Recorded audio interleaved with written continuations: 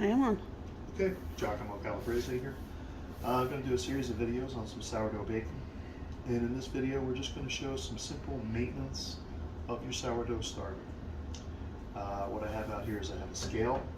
We have some filtered water, some all-purpose flour. You could use various flours. Some kind of clean stirring utensil that I'm going to use. I don't know, it's like a spatula or different stirrers right here that are made out of silicone. I just get this because it makes it easier to pour the flour in the jars without spilling all over the place. And where do I store my sourdough starter when I'm not actively baking? That would be in the refrigerator. Let's go look. So when we go into our refrigerator, I have these 1 quart wide mouth mason jars. Now it's important that you know that there are gases that will build up in these mason jars over time. So as you can see, when I tighten them up, I do a 1/4 turn counterclockwise to actually loosen them. So they're not actually fully tight. This is how you actually store them so that some of these gases can be released. But we really like using these glass jars for a couple reasons. Number one, the sourdough starter really doesn't stick to the glass as much, so it's easy cleaning. Number two, it's easy to see and measure your activity levels and the amount of bubbles and things like that and gases that are forming. And number three, what I like using this is, especially if you're going to work with multiple cultures, which we'll talk about later, we want to risk or reduce the risk of contamination as much as possible. So by using these jars where it doesn't come into contact with as much flow of gases from the outside and debris and things like that, this little system here with this wide mouth jars just being sealed but just slightly open, so more of the gases kind of come out, but it doesn't really allow as much contaminants to come in to these jars. However, I just work with one culture at a time. Usually we'll talk about that later. But so what do? So this process of retardation, or just slowing down the fermentation of your sourdough starter, is what we're doing when we put this in the refrigerator. And the reason why we do this is convenience, and we want to reduce waste. What do I mean by that?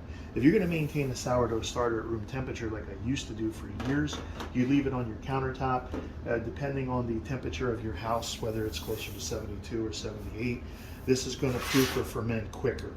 Meaning you've got to feed your sourdough starter at room temperature at least twice a day. When it's particularly warm in your kitchen, you might even want to do it 3 times a day to keep it fully active. What do we mean by that? You're going to start with a certain amount of sourdough starter. Let's just say, for the sake of argument, most recipes use 20% culture, which is 100 grams of water, 100 grams of flour, and it's going to come down to somewhere around this line right here that we can see. It's marked 8 on my little jar right here. I think that's 8 ounces. But what this is going to do is, when this proofs, it's going to at least probably triple, if not almost quadruple in size, almost all the way to the top. When this gets fully active or fermented, you're going to see over time. And we're going to do it before and after. We're going to see what that looks like. But how do we actually do this? Well, first of all, clean everything that we're working with in our countertops. We don't want contaminants getting our sourdough starter as little as possible. I use 2 jars simply for the convenience. If one of these breaks, I want to have an extra, and you can kind of take a look at what your sourdough starter should look like. It shouldn't be stinky like feet or anything like that. It should have a clean alcohol, almost sweet type of a smell. Now, different sourdough starters will have different smells. This is a Skia, an Italian sourdough yeast culture, which actually has a bit of a sweeter smell. Some of these will not have the sweeter acid. They'll have more of the profound or very strong or overpowering sour acid smell to them. And you can try different sourdough starters, although we'll cover that in another video. But let's just talk about how do we maintain this, get this ready. So this refrigeration technique is going to retard or slow down the fermentation of this yeast, the sourdough culture, so that we don't have to feed it all the time, so it's less wasteful. We're wasting less flour, we're wasting less time, and it kind of helps you a little bit with the timing when we're going to bake here. So I'm going to feed this right now, and what we've done was we just left a little residual amount, like maybe 2 tablespoons roughly, let's just call it, could be more or less, and of the sourdough starter. Now when I put this away, I want to put this away when it's basically fully active, so that the retardation of the refrigeration helps to kind of maintain that while it's still in a strong state. This is going to help me so that we have as few feedings as possible to get this back up to full strength again, so that we can bake with it regularly. Now let's say today we're not going to bake. but at least once a week I want to take this out and do one feeding just to maintain this level of activity. Now the reason I do this is to help maintain it to be fully active. Say if you were to go away for a couple of weeks or just not bake for a couple of weeks, I can still take this out at least once a week. We're going to do a feeding, and it's just going to help to keep it and maintain it in a fully active state. The reason for that is because when I want to jump in, want to do baking, I don't have to worry about it, that it's like I'm not going to have to do a couple of feedings to bounce it back in shape, because that's what will happen if you go like maybe 3-4 weeks and you don't feed this. You may require a couple of feedings to get it back in shape before you're able to have your yeast fully active again, so that it's going to do what you want it to do, to give it that stronger, consistent spring and to give you the results that you want. So let's just say today I have a scale. I'm going to weigh it. I'm going to go in grams, and we're going to try and put close to like at least 100 grams in here. And it can go over. Just want it to be at least 100 because we're going to work with that. So we see it's about, I don't know, let me just make this kind of closer to 110. I like to work with that number. Okay, 112. 112 grams of water. I'm going to put an equal amount, so if I double that, it would be 224. So I'm going to try and create 50-50 ratio.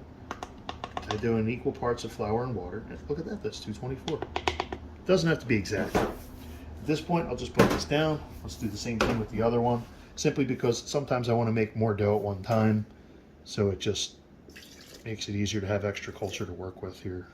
Also has like a spare, a backup at all times. 112.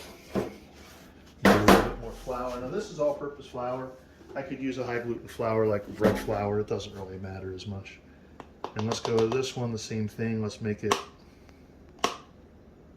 about 224.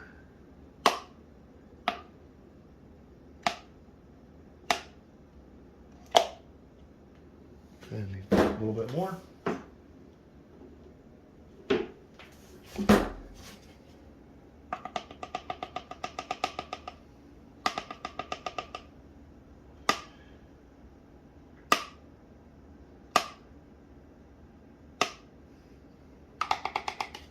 Okay. Close enough. All right. So now we can turn the scale off, put this away. And from here, since these are both the same starter, I could use the same spoon. And we're just going to more or less just mix this just until we get a uniform sort of mixture, just so we don't have like thick, dry, clumpy spots so much. And I'm going to be careful. I don't want to contaminate this spoon with other stuff. Although if you're only working with one culture in the house, you're not really going to have a lot of risk of that. So as you can see, this is what it looks like. I don't have to waste anything. These silicone spoons are a little flexible, so they enable me to be a little spaceful and just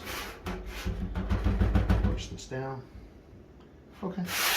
Now I'll just carefully do my other one, the same thing. Mix her up.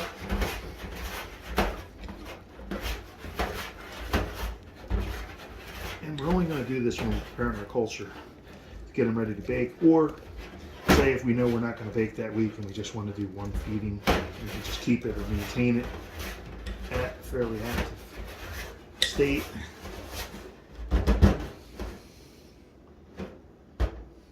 That's what we're going to do. One of these might have a little bit more or less.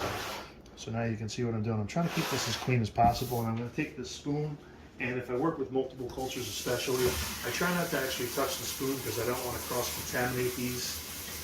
I want to keep the cultures from getting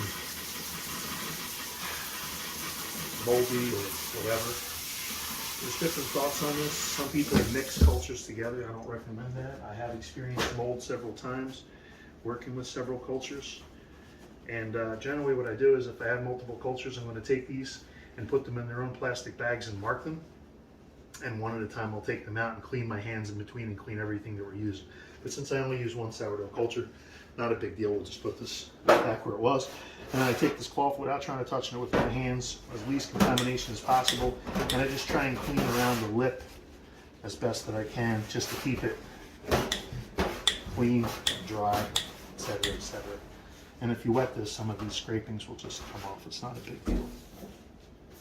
And then put our lids back on, tighten it, crack it about a quarter turn, tighten it, crack it about a quarter turn. This allows your gases to be released. Now we're going to take a look at where our level is. So as you can see, it's down to that first line right here. Now we're going to time lapse this. Right now we can look on our, it's 10:42 a.m. and we'll come back to this. And if this is, I would say, in a very active state, it should take a maximum of about 6 hours to probably get triple, if not more, in the size. Now, depending on the temperature of your kitchen, if it's closer to 72 when it's colder in the winter, it might take 6 to 8 hours. If it's warmer in the summer, it might take 4 to 6 hours if it's really active.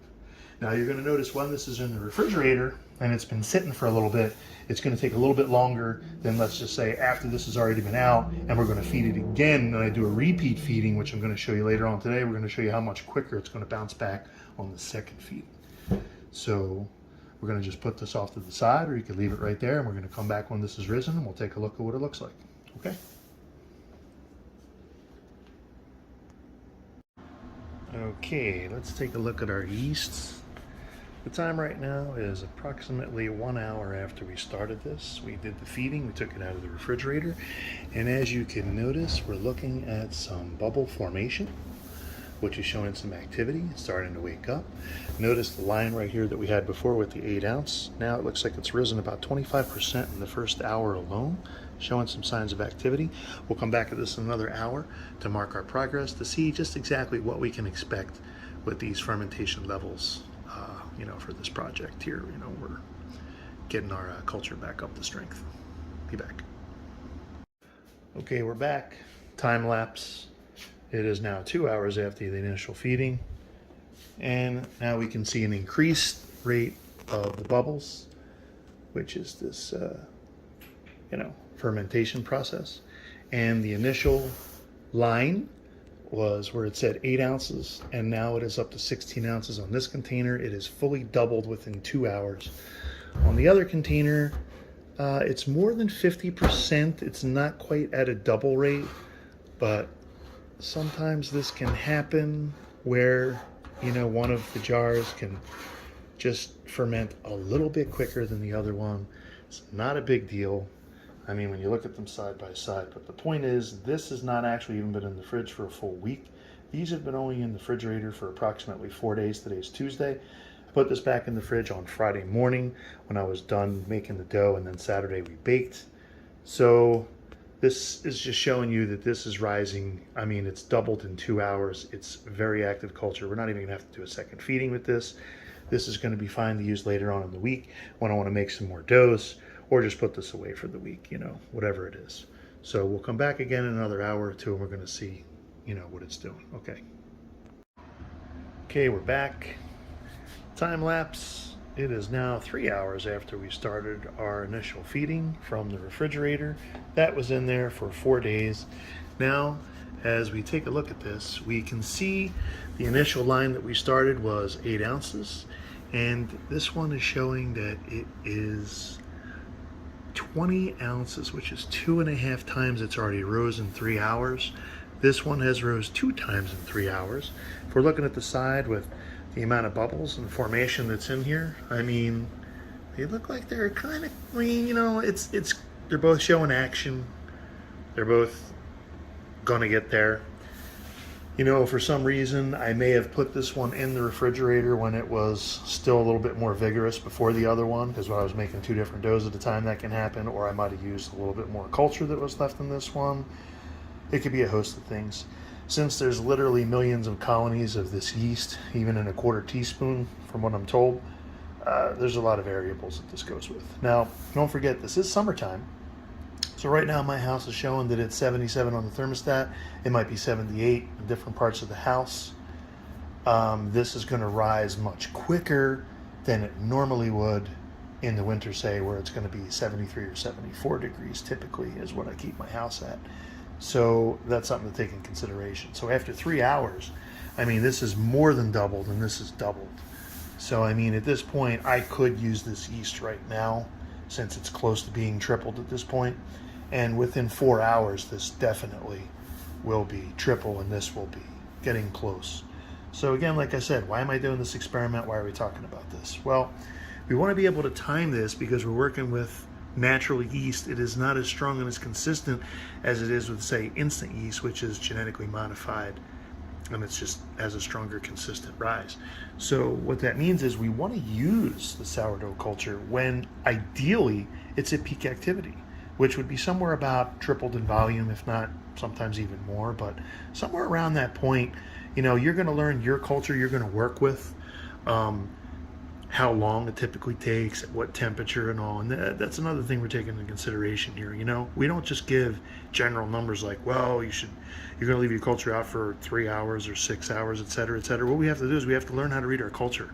We have to learn how to read in my house the way that I'm going to do it under my circumstances, whether it's 78 degrees or in different parts of the year when it's like 72, 73 degrees, it's going to respond a little differently, and we read our culture. So if I'm reading my culture right now, this culture is nice and bubbly.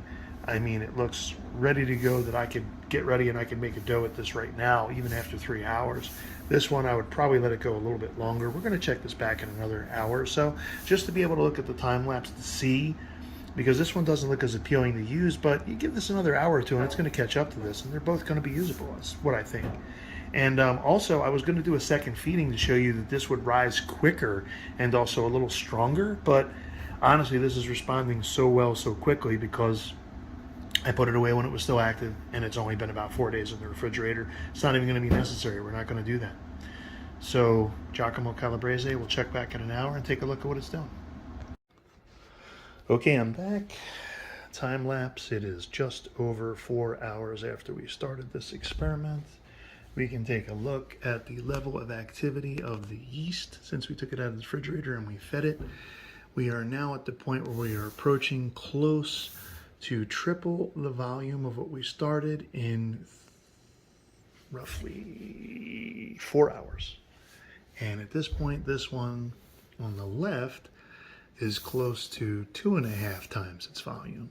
So essentially, like I said, this is summertime, 77, 78 degrees. Culture was only in the refrigerator for about 4 days, and in approximately 4 hours in the refrigerator, this is already basically ready to use if I had to. This one, I'd let it come up a little bit farther, close to triple, probably like another hour, hour and a half, well, maybe 1 or 2 more hours. So within 6 hours, like I said, this one is ready and closer to 4.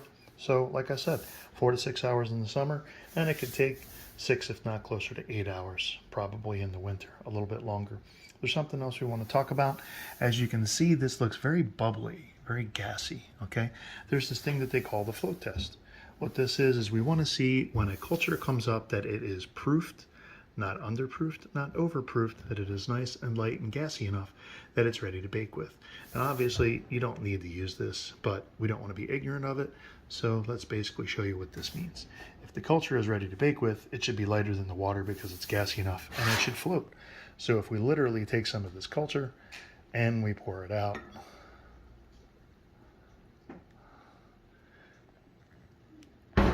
this passes the float test. So at this point, this is basically ready to either like make dough with, or at this point, I can just dump most of it out, leave a couple tablespoons in there, and put it back in the refrigerator for them ready to bake later on in the week. It's more than active enough to do that now, or I can wait another hour or two when it gets a little bit more active and do that. And same thing, I'll just be careful on how to clean up and not to contaminate anything. And in fact, whether I work with one culture or multiple cultures, usually I use a plastic bag and I mark the cultures. This one is a skia. So I mark them so that as soon as I'm done using a culture, I try not to touch anything inside of the bag. When I take this out, I clean it in the sink like I showed you earlier there with a little bit of a jet without touching it, wipe it off with a clean paper towel, put it back in the bag, and I close it up and I just seal it and put that away. This helps to just prevent cross-contamination if you're working with multiple cultures. If you're only working with one culture, it's probably not necessary to worry about. Anyway, this is Giacomo Calabrese. This is my maintaining a sourdough culture and feeding routine. And one other thing that we want to take note of is, again, we mentioned this is summertime. This culture was ready to proof within 4, maybe 6 hours tops. So in the summertime, a test like this would show us that if I was going to be off on Saturday and Sunday and I wanted to bake, I would probably take my culture out on Saturday morning, say when I get up around 7 a.m., and I could feed this, and by around 11 or 12, it's probably ready to make my doughs with, and I'm going to bake with later on that day or the next day. Now, if it was wintertime, I'd probably take this culture out maybe Friday night when I'm going to go to bed, and when I woke up about 8 hours later, it's probably going to be ready and just as ripe to use. And that's basically it.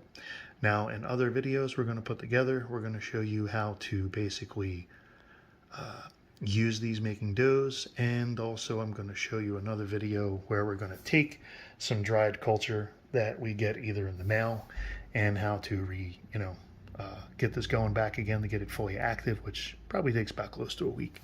And I'm going to show you how to take your own culture and to spread it out so that we can dry this for other people like family and friends. We can send it to them in a nice little envelope here very inexpensively. So Giacomo Calabrese, we're out on the sourdough feeding routine. Thank you.